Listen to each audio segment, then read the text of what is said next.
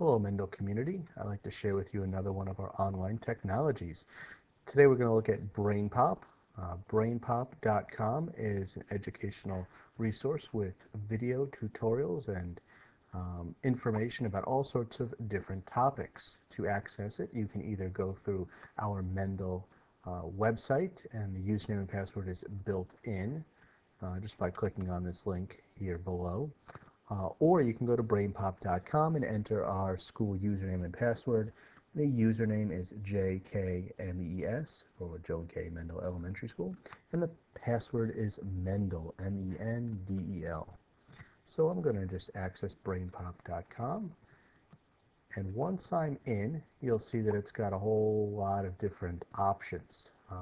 You can use the search bar on top just to search for a topic specific to something you want, or you can dive into each of these topics individually. You could take a tour, you can look at these videos looking at their standards, there are some games, some featured things, and so on. But let's look at one of the videos and what it offers. So I'll click on Social Studies, and right off the bat I get a whole different set of topics. And these aren't individual videos yet, but these are just topics that we can dive into. Let's look at world history, and now we have videos all relating to world history. BrainPop is really designed for a third grade and above audience. For the younger students, we could use BrainPop Junior, but we'll look at that as another time.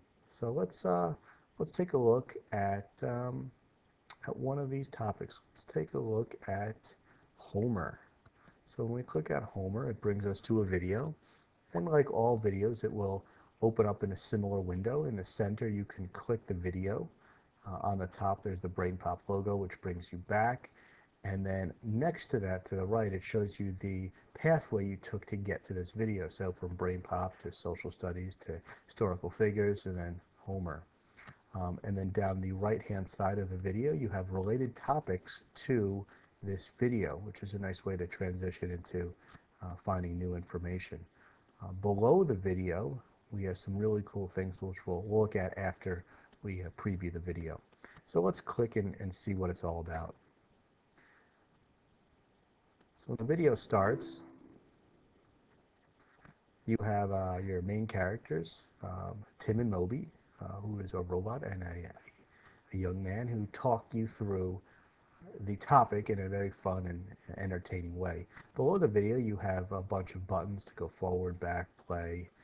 You have a closed caption button, which is nice because you can mute it and have students even read as the video is going. Muse of the man of twists and turns. You can remove the closed caption if you'd like. You can make it full screen. You can go back and minimize it. Some great things for each of these videos. Let's take a little preview of this video.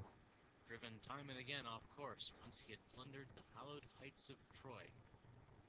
Muse? Hey, Muse, I could use a little help here.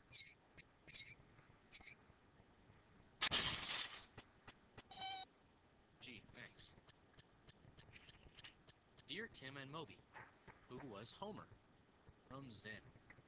So as you can see here, these are kind of videos all in a comedic fashion with this robot and young man, and they go through these topics by reading letters from viewers who are asking about different topics and people and questions and things and so on.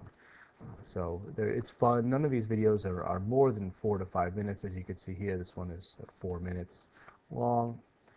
They're really great for introductions to lessons or individual centers or home review, if you like.